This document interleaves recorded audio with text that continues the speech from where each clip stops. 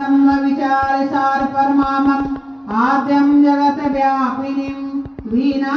पुस्तक धारणीं वेदा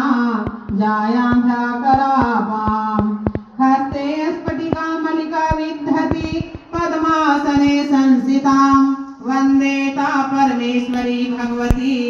बुद्धिप्रदा शारदाम् आद्राय करणीयष्टि सुवर्णा हेममालिनीं सूर्या हिरण्मयी लक्ष्मी जातवेदो महावः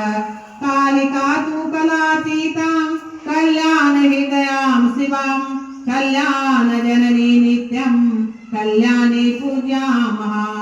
विष्णुपदाब्ज संभूते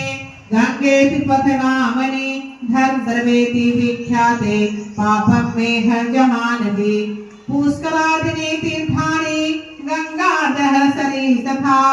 आगच्छन्तु पवित्राणि पूजा काले सदा मम ब्रह्मा मुरारी त्रिपुरान्तकारी भानु ससेवो मे सुतो बुधश्च गुरुश्च शुक्रः शनि राहु केतवः सर्वे ग्रहाः शान्तिकरा भवन्तु गौरी पद्मा शची मेधा सावित्री विजया जया देवसेना स्वधा स्वाहा मातरो लोकमातरः